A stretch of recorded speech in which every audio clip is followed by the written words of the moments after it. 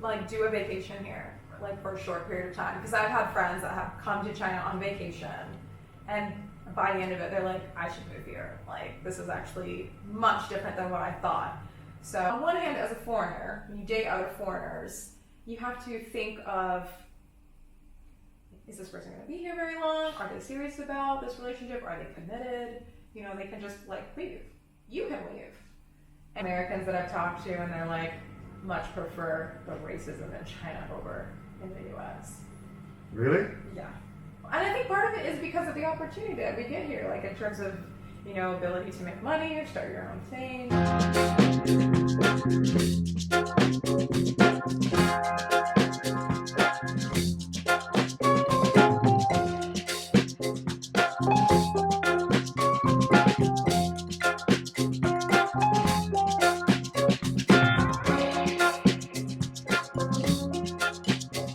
Welcome you to China. All right, thank you. All right. Let's do the disclaimer. So, views and opinions shared in this video by us is on our personal experiences. Okay, it doesn't in any way represent the whole of China and our black people in China. These are based on our personal experiences, right? Yes. Right, people, welcome back to another episode of Living in China. Today I have a beautiful woman right here on the channel in the city of Shanghai to share her experience of her life in China. Hi. Hello. Thanks so much for coming on the channel. Yeah, thanks for having me. Right, so tell us your name, where you're from, and what you do in China. So my name is Shanice, and I'm from North Carolina. I'm from America, and currently in Shanghai, China. And you said, what do I do? Yes. So currently I work in social media in a meal plan company. So we do like healthy meals, and I do like a lot of the writing and management of the social media account. All right, so how long have you been in China? About 8 years. 8 years in China. Yeah. 7 years in Shanghai. 7 years in Shanghai. Yes. So, okay, you came to China like 8 years ago. Yeah, well, there's like, I came to China, and then I went back, and I came, and I went back. I mean, I was here for 7 years. Okay, the first time you came to China was 8 years ago. The first time I came to China was 2010, and I was here for like 3 months. And then I came back in like 2012, and that was for like 6 months or something. And then I came back. Anyway, it adds up to 8, I promise. But it's like I came for 3 months, and I came for 9 months, and now I've been here for 7 months. So it started in 2010. Okay, so being here for 8 years, how does it feel to live in China for a period of 8 years? How does it feel? It's kind of weird because I feel like I'm not, like if I go back to the US, I don't know how to be an adult in the US because I'm so used to China life. Like I've spent the majority of my adult years in China. Like most of my dating has been here, getting an apartment, finding a job, like that's all I know is what it's like to do it in China. It's kind of weird saying it out loud. Why did you choose to live in Shanghai, not other cities in China? So the real reason I came to Shanghai, I originally did not want to come to Shanghai. I wanted to come to Beijing because Beijing is like the first city that I ever visited in China, and I just fell in love with it. So I was like, when I go back to China, I'm going to go to Beijing. But I ended up coming to Shanghai because I was given a job offer here, and there's a guy I was dating at the time, who's not the guy that I'm dating now, the guy I was dating at the time, he got a job in Shanghai, and I was like, okay, I guess I'll go to Shanghai. So I ended up coming to Shanghai with this guy. We broke up like 2 weeks later, that's another story. And then I just like stayed here. Like it's just, Shanghai's one of those places where it's extremely comfortable as a foreigner. Like you come here and it's like everything that you need, all the types of food that you need, and then you get comfortable and you just stay. What is the cost of living in Shanghai? Because I know Shanghai is a big city, right? Yes. What is the cost of living for an average expat in Shanghai? The cost of living, I mean, it depends on a lot of different things. I've heard people give ridiculously high numbers, like 13,000 RMB a month. And I'm just like, what are you doing? But if you factor in apartment costs, apartments can be really high. I think if you get like a single studio, maybe like 6,000 city center, like in Jing'an. So Jing'an is like that's where to go, especially as a foreigner. But 6,000 is probably going to be quite small. Probably need to spend anywhere up to like 8,000 RMB, and that's just for your apartment. Living expenses, I cook. If you don't cook, I mean, it can be as high as like, I don't know, 6,000 for food, taxi. But I think when you cook, it can be like, I don't know, like really cheap, like 1,500 a month, maybe even less than that. It depends. But yeah, if you eat out a lot, I think probably the average people spend is 100 RMB a day, so 3,000 a month. And that's me being like really conservative with that number. It's probably double or triple that. So it can be a lot. I watch a YouTube channel, right, and I realized like you speak great Mandarin. It's okay. Right? And I want to know, what are some of the strategies that you adopted to learn the Chinese language so well? Well, okay, so I tell people that I majored in it, but that's actually not how I learned it. So the school that I went to, we didn't even have a Chinese major. I had to make my own major, and most of the courses I took had nothing to do with China, let alone Chinese language. So actually the way I learned, like the most that I learned in the quickest amount of time was I did an immersive program in Beijing, and that was in 2010. So I did that program, and it just forced you, like we took a language pledge. You're not allowed to speak any English at all. You can't speak, you cannot speak your native language. So she's like, if you want to speak Russian, Spanish, any language you want that's not your native language, that's fine. But so I was forced to speak Chinese. And I always tell people, I'm like, if you actually want to learn Chinese and you live in China, you need to put yourself in an immersive environment where you have to speak it.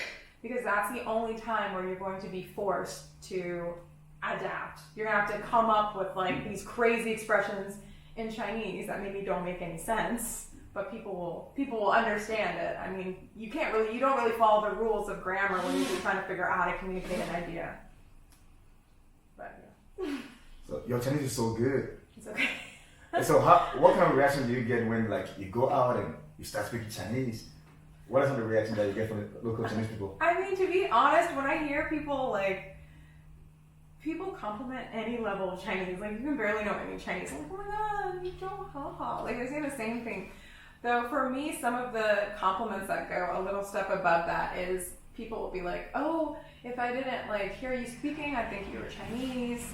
I've been asked if I'm part Chinese. I've been asked if I have like family members that are Chinese.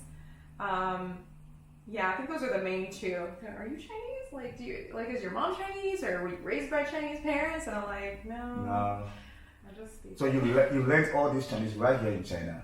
That's honestly, I tell people that's how I learned. Like, majoring in it kind of gave me like the foundation so that I could learn it a little better. But the terms that I learned, all the slang that I learned, it came from my friends and just hanging out with people from the jobs that I worked in. So that's mostly how. Dating in China as a black woman. I know your fiancé is Chinese? Oh yeah. So he's ethnically Chinese. He's nationalistically Chinese, but he's like very Western. Okay. But then he's also very Chinese. He's like both. So he was born in America, but he moved when he was like really young. And he grew up in Asia. So it's like he has that experience of growing up in Asia, but then also he was in international schools growing up in Asia. So that's why I'm like, he's like literally split down the middle. But yeah. So how is dating life in China as a black woman? I honestly gave up. Like before I met him, I was convinced that I'm just gonna wait till I go back to the US to find someone. I was like, forget it. It's really hard because on one hand, as an expat, or sorry, I don't want to say that. On one hand, as a foreigner, when you date other foreigners, you have to think of, is this person going to be here very long? Are they serious about this relationship? Are they committed? You know, they can just like leave. You can leave. And then you have to think, oh, if we decide to leave, what country are we going to live in? So there's a whole complicated mess on that end, being here as a woman. And the second one is like, well, dating someone who's more local, someone who's here. So that's an option. It's like, okay, well, they'll be more steady, more long-term, but now you have to deal with the cultural differences, you know, and it based on their visa issues, you know, if you ever wanted them to go back to your country. So like you're stuck in this weird place. So I mean, I kind of dabbled around with both, but in terms of dating like Chinese men, you have to deal with so much crap. You have to deal with so much. Like on one side, you have to deal with guys who fetishize you because you're a foreigner. You have to deal with guys who just want to learn Chinese, who just want to learn English. You have to deal with racism, to be quite honest. I mean, like just how in the States, if you end up with a guy and you're like, oh, I'm not interested, they'll like start, oh, you F and B, like all this. It's like the same thing happens in China. Like you ignore a guy and then now all of a sudden you're a black ghost, right? They start throwing out curse words at you. You know, and saying, oh, you're nothing, like blah, blah, blah, because you're black. And I was like, okay. But yeah, dating it wasn't that fun for me because part of it is like you don't know how serious they are about you, and if they don't even consider taking you to see their family, you're like, okay, this isn't going. Because I think there was one guy, he was weird. We kind of dated on and off for a while, but he did tell me at one point, like he did kind of propose, like a weird proposal, and then he was like telling me he wanted me to see his mom. He's like, oh yeah, my mom wants to see you, but I don't know. He was like super busy, so we never really talked. So I was always like, does he actually want to be with me? And I was, whatever. Like, it's a whole mess. And especially in Shanghai, you're dealing with guys, and who knows? Like, some of these guys can be in relationships. Some of these guys can have wives and children. Like, you have no idea what's going on. And especially as a foreigner, it puts you in a very vulnerable place. So, you need to have patience. Oh, and I speak Chinese, so that's another important thing, because I know a lot of women, they're like, yeah, you know, I'm interested in dating Chinese guys, but I don't know any Chinese. I'm like, how does that work? Like, literally meeting people who say they communicate with the guy that they're on a date with by using, like, an app. And I thought that's, like, something you see in 90 Day Fiancé, not in real life. But I think some people, they're like, oh yeah, I feel like he needs to learn English. I'm like, you're in China, like maybe you should learn Chinese or just attempt. I don't know, whatever. But yeah. What are some of the things that you wish you knew before getting into this relationship?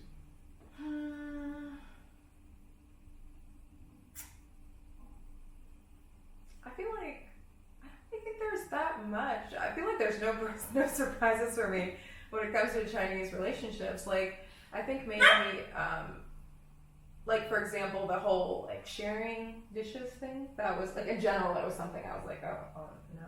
But like with his family, I mean, the only thing that I was sort of like, they brought out like a soup bowl and gave us all a spoon, and we're all supposed to dip out of the same bowl with the same spoon, and I was like, no, I need my bowl. So I quickly take like have a little bit, and then I don't have any more soup. I'm like, I'm full. But in terms of like relationship stuff, he's like Western enough that there's not. I mean, if I think about past relationships, I guess saying I love you is not a big thing. Like usually guys will not say I love you, like bye, I love you. Like that doesn't happen. Like love is something you reserve for like special moments. So especially as an American, where we like abuse the heck out of the word I love you too. You're like, oh my god, you never say love you. But I've gotten used to that. Like, so there's so many things that in the beginning I've been like, what? But I'm like, I'm so used to it now. So living in China for over 8 years, what has been the most memorable moment in your life so far in China, if you can count? Okay, one of the most memorable moments that I had, so I was riding my bike, and just like every other local person here, when it was red, I didn't stop biking, I just went through it. And a delivery guy was coming on the wrong side of the road, and we ended up like kind of crashing. I like slowed down enough that it wasn't like a full-on impact, but I did like hit him. And I remember that my first thought was, I felt like I was okay. And then I was like, oh, just go. I didn't want him to like be late with his delivery. So I was like more focused on that. And then I couldn't walk. I was like, oh my God, I can't walk. Like I was in so much pain. And I was like dragging myself around. I put my bike somewhere and I was like dragging myself around trying to find a hospital. And hospitals like were closed. It was like right around the corner. And there's like this group of middle-aged men. They're all Chinese. They like helped me into a taxi. They took me to the closest hospital. They paid for everything. Not that it was expensive, but they paid for everything. And I was sitting there like, oh my goodness. And I was trying to sneak a picture of them because I wanted to show it to my mom. And I think one of them kind of saw me. And then I was like, all right, let me just ask. Can I take a picture of you? Because I want to show it to my mom. And they're like, yeah, no problem. Because I wasn't really big into social media. I just shared everything with my family. But yeah, I never forgot about that. Because especially you hear a lot of, Chinese people, they don't care. If you get hurt, they want to help you. And I'm sure that's the case because there's so many people here. But you do have people who don't go out of their way to help you, like even as a foreigner, which is pretty nice. All right. So how does it feel to be a black lady in China? It has its ups and downs. I mean, one side of it is like, you're different, you don't look like everybody else. So like there's kind of that element. But I mean, just being a foreigner gives you that. I don't know, it's kind of hard to put into words because especially when I come here, I do try to learn more about the culture, about the people, the language. So I try to make myself not as like foreigner as possible. I can't really call it assimilation because I think it's nearly impossible as a foreigner to assimilate into Chinese culture because if you don't look Chinese, Right. That's kind of it. But I mean, when it comes to daily life, like hair care products, skincare products, like makeup, all of this stuff is much harder when you're in China. So there's that side of it. Usually what I do is I just wait until I go to the US and buy everything. Oh. But because of COVID, we can't leave. I mean, you can leave, but it's like, well, if you leave, will you be able to come back? So that's made things more complicated. And sometimes you have to deal with like backwards compliments. Like they'll compliment you like, oh, you're black. But you're like, you're not dark, or like, oh, you're so beautiful. But they'll like throw in something about like you not being dark or something, and I'm always just like, I hate those compliments so much. And I always have to like, I sit there and I'm like, first of all, do you know a lot of black women? Like, how many black women have you even seen? And they're like, oh, like they're confused. They're like, wait, why is this a conversation? I was just trying to compliment you, and they really don't understand why I take offense to those type of compliments. I haven't gotten that as much, but when I do get it, I think especially because I'm in Shanghai, so people are like more exposed to different types of people. But yeah, when I get it, I'm just like awkwardly accept the compliment, like okay. I'm just like, okay, she said I'm beautiful, but then anyway, that like gets into a huge rabbit hole. So there's that. And I don't know, I'm trying to think what else. There's also like body shape, right? So being in China and everyone is like either skinny or trying to be skinny. It's like even the women who are not very thin, they're like constantly pursuing thinness. And that gets in your head. I feel like especially as a black woman where we're like, we kind of praise more curviness and, bigger thighs and stuff like that. And then I don't know. I mean, I feel like Chinese, on one end of the spectrum, Chinese people look at Western bodies as differently than Asian bodies. So they won't typically look at like a typical Western body and be like, oh, she's fat. However, living in a country for so long and seeing like thinness being praised and people getting as thin as possible, and they have stuff like the A4 challenge, where you put a sheet of paper, about that, and see how thin your waist is. And like, I don't know, the iPhone challenge, like just ridiculous challenges. It gets to you. I mean, even if you're not actively going out and looking for these type of things, even if you don't care about weight, it's like it messes with your mind. And, you start thinking, oh, maybe I'm not good enough. Like I remember one of my first, this was actually in 2010. So we came with, a bunch of people. I was one of the only black women. And just constantly hearing the white people being praised, like just all the time. Oh my God, she's so gorgeous. She's so beautiful. Because she's white. Because she's white. And I didn't get one compliment. I think I got one compliment, like, sometimes it's like behind closed doors. I don't really know how to explain it. I'm like, oh yeah, you're so beautiful too. You could be a model. But it's like in the open, it's like, oh my God, she's so gorgeous. Look at her eyes. She has blue eyes. And I remember like looking in the mirror at my face and like looking at my nose. And like that was the first time I did not like my features. And I was just like, what is going on? Like I hated that. I hated that so much. And I think it's something that people don't really talk about is like how psychological it can be, especially as a woman. And like we already have to deal with like the BS from the advertising industry, and then like to come to a country where the standards are like opposite. So it's not even like the regular beauty standards we have, they're opposite, and it's like the same stuff.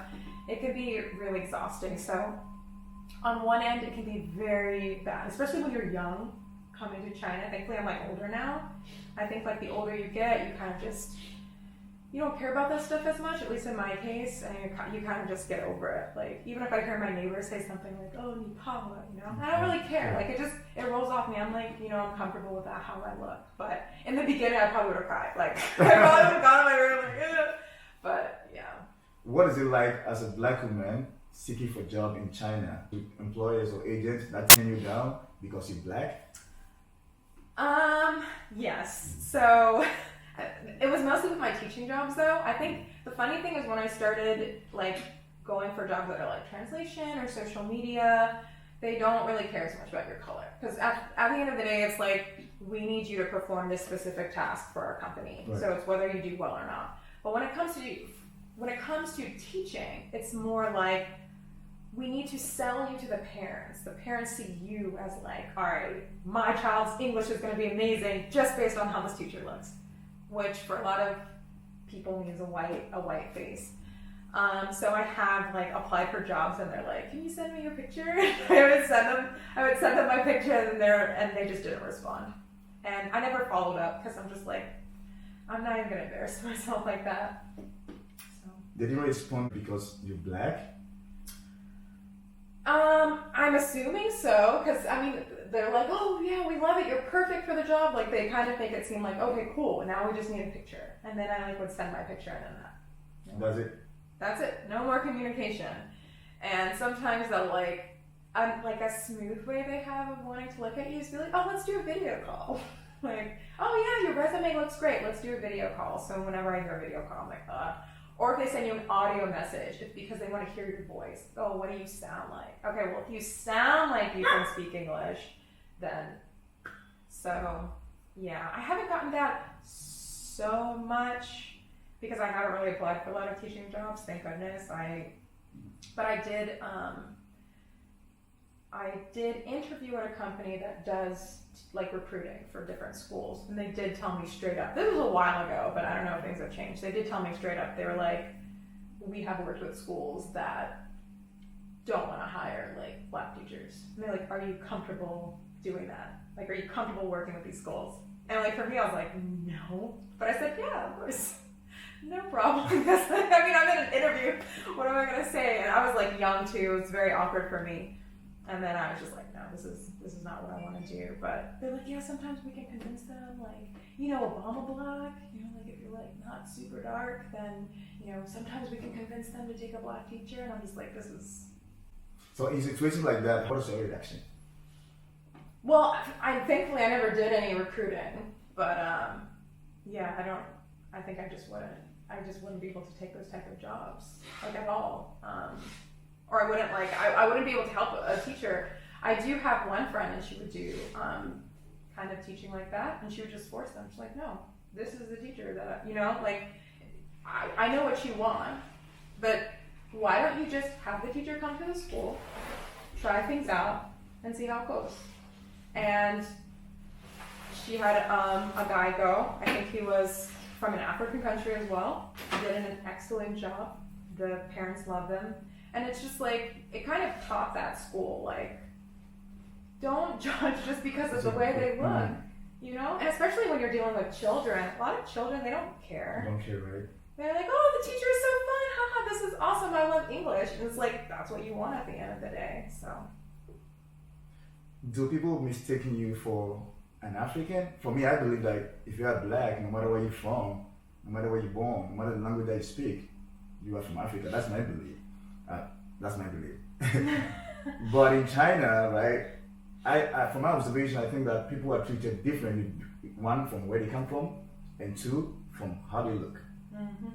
Do people treat you like an African, and as soon as they see your passport or where you come from, they change how they treat you? Have you had that experience before? That is a good question.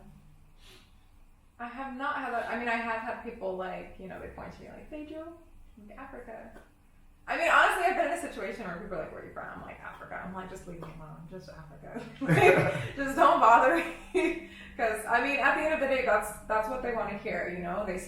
They put like white person, European, black person, Africa, Asian person, Asia. So I'm like, that's just how they think. I don't think it's a big deal. It's sort of just like, they're putting you in a class of people that fit in the same category. But I don't know, because for me, it's like they straight up ask you, like, especially for jobs, it's like, where are you from? Like, that's like the first question they ask for, like, what's your name? It's like, what country are you from? Or they want to hear you speak, so they know, like, what country you're from. But I don't know. I mean, probably outside when people are like, oh, Africa, some, like, I've heard, like, one guy I was walking with, I was biking with a friend, and, like, this guy was, like, following us, some creepy guy. He was like, oh, beautiful African ladies. My friend Karen, like, yeah, we are. I was like, I thought that was funny. But, yeah, I think just when it's not a job interview situation, just on the road, sometimes people will just be like, oh, yeah. Okay. As a black American woman in China, describe your overall experience. So my overall experience as a black American woman in China, I really enjoy it. I mean, I get people like, oh, I could never live in China, and how do you live there? But, I mean, you do have slightly negative experiences, the type of experience you wouldn't necessarily get in America, like not getting called back because you're black, though it probably happens in America, but it's just not in your face the way it is in China. But like in general, you just feel more, I don't know, there's like a lot of opportunity here. You can speak Chinese and do like translations, like getting jobs is fairly simple. You don't have to do the whole bureaucratic system in the States where, you have to do 10 different interviews and wait for them to call you back. It's sort of like they either want you or you don't, so I kind of like that as well. And I don't know, I think the biggest thing, especially in Shanghai, is there's a lot of opportunity. As a black person, you're gonna face some negative things, but I feel like the positive highly outweighs the negative, like by a long shot. And there's a lot of black Americans that I've talked to, and they're like, much prefer the racism in China over in the US. Really? Yeah. And I think part of it is because of the opportunity that we get here, like in terms of, ability to make money or start your own thing, or, you can even like try out a bunch of different industries. Like I was doing social media in a blockchain company and like cryptocurrency, and it was just totally random. They're just like, oh, you speak Chinese? Why don't we train you to do this? So, yeah, it's fun. So it's a last message you want to give out to people out there watching, your family in the US or friends in the US, people who look just like us, who want to come to China, but in their mind and the media out there show something that is negative about this country. What is one thing you're going to tell them? I would definitely say, just give it a shot. Like even if you don't believe us, even if you think we're paid by China, just like do a vacation here, like for a short period of time. Because I've had friends that have come to China on vacation, and by the end of it, they're like, I should move here. Like this is actually much different than what I thought. So don't listen to us, save up some money, come to China, visit for like a week, and see if you like it. Definitely. Thank you so much for talking to me and sharing your experience with living in China series. Yes, thank you for having me. Thank you. Yes.